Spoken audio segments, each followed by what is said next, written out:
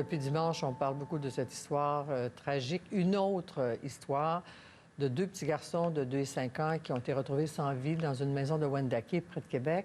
Michael Chiquan a été accusé du meurtre des 2 enfants et on apprenait ce matin que l'homme de 30 ans, qui était suivi pour des problèmes de santé mentale, avait lancé plusieurs appels à l'aide qui sont restés sans réponse. Ce n'est malheureusement pas la première fois, vous savez, qu'une personne avec des problèmes de santé mentale commet l'irréparable. Et ce n'est malheureusement pas la première fois non plus qu'on parle des difficultés à obtenir des soins en santé mentale. Qu'est-ce qui ne va pas? Où sont les solutions? J'en parle avec Dr Karine Igartua, présidente de l'Association des médecins psychiatres du Québec. Bonsoir, Dr Igartua.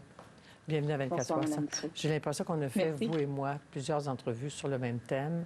Et je pense que c'est important de rappeler les enjeux qui sont soulevés par ces drames-là à chaque fois.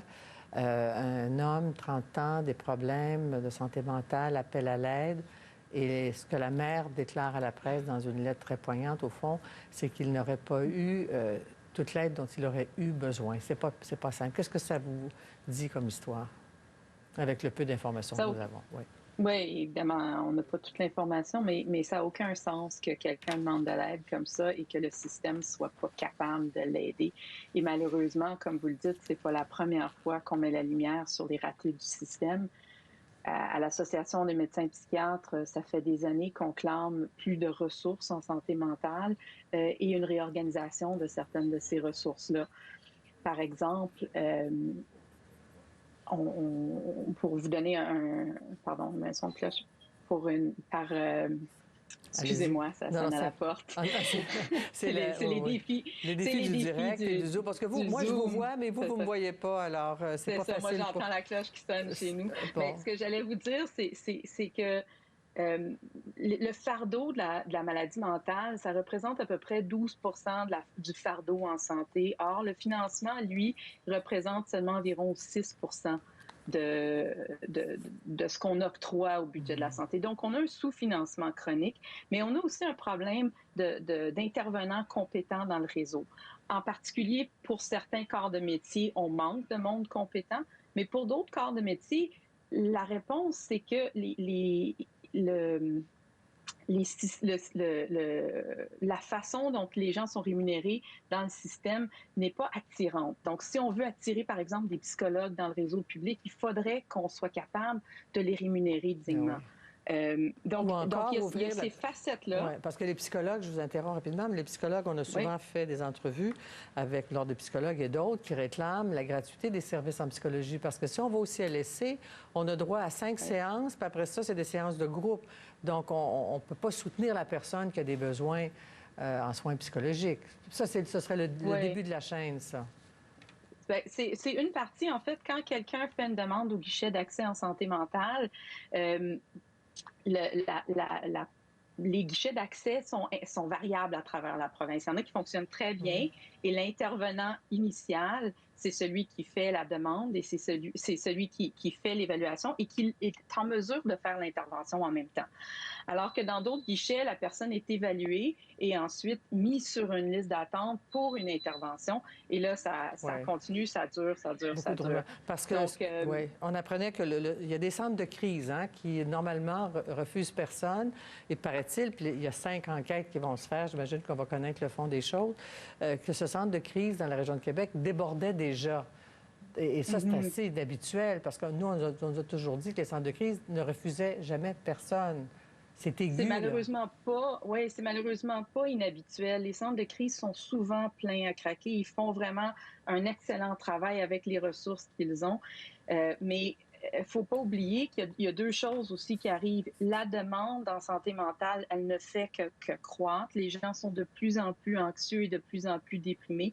C'est une tendance qu'on a vue bien avant que la COVID s'installe et maintenant avec l'isolement et le confinement et les pertes de job et la perte de repères qui vient avec la COVID, on a parlé de la 4e vague, là, et là, je pense qu'on commence à la vivre, cette vague en maladie mentale. Donc, les centres de crise font ce qu'ils peuvent, mais ils débordent eux aussi. Donc, on est vraiment dans un réseau qui est en train de craquer, là. L'enquête va probablement révéler aussi ce que la DPJ aurait peut-être pu faire, mais aussi ce que la mère raconte, c'est qu'un médecin est obligé de faire une ordonnance simplement par téléphone.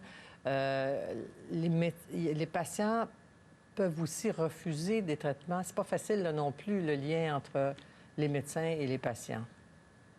Effectivement, il y a des patients qui refusent des traitements ou il y a des patients.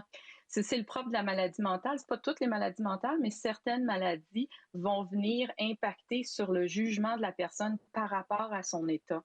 Donc, la personne va soit se percevoir pire qu'elle est ou moins malade qu'elle est. Et ça, ça fait partie du quotidien des psychiatres d'avoir à essayer d'amener la personne à venir vers le traitement. Et vous savez, des fois, on nous dit pourquoi on ne l'a pas gardé à l'hôpital, pourquoi on ne l'a pas gardé. L'hospitalisation, il y a très peu de gens qui veulent être hospitalisés à l'hôpital. Et l'hospitalisation, c'est une pause sur notre vie, mais souvent, ça ne règle pas les problèmes qu'il y a à l'extérieur.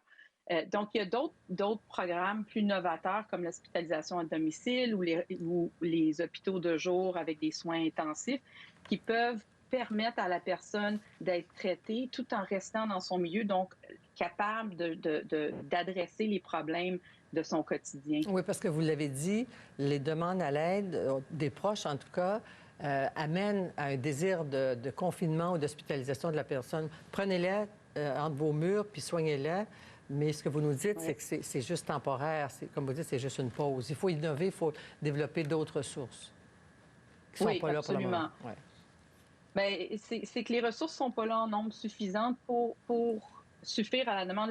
Une personne qui fait une demande d'aide en ce moment au Québec, là, malheureusement, là, plus souvent qu'autrement, la demande d'aide n'est pas remplie dans le temps requis. C'est-à-dire, tu sais, quelqu'un qui appelle puis qui a besoin d'aide là devrait pouvoir parler au bon professionnel là, puis d'avoir l'intervention là. Ne devrait pas être évalué, ensuite remis sur une liste d'attente, à attendre quelqu'un d'autre qui va faire une autre évaluation.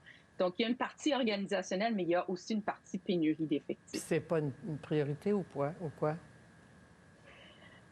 Les gouvernements annonce des investissements, mais je pense qu'on est tellement sous-financé que les investissements arrivent à peine. Et puis même quand on investit, mais souvent le poste reste vide à cause de ce que je vous disais tantôt, les conditions de pratique dans le réseau font en sorte que c'est difficile d'attirer le personnel. En même temps, au fil des années, depuis 10, 15, 20 ans, ma foi, je fais des entrevues avec des psychiatres comme vous ou d'autres, de vos collègues, qui disent il est peut-être temps de revoir la loi sur la protection du malade mental. En même temps, il y a le groupe des défenses des personnes atteintes de santé mentale. Il y a aussi comme une confrontation aussi, ou une opposition aussi entre ce qu'on voudrait atteindre comme cadre juridique, non? En terminant. Oui. Oui, il y a des proches qui voudraient qu'on garde les gens contre leur gré, puis il y a des patients qui disent respecter nos droits. Les psychiatres ont déjà trop de droits. Je pense que la recette, c'est pas d'enfermer le monde, c'est de pouvoir les accompagner en amont pour qu'il n'y ait pas besoin d'être enfermé. Docteur Gartua, merci beaucoup de nous avoir parlé des enjeux de votre monde. Merci beaucoup. Au revoir. Merci à vous. J'espère que vous allez avoir le temps d'aller répondre à la porte. Là. Merci. Désolée. Merci. Non, mais c'est pas à vous. Merci d'avoir tenu le coup. Merci.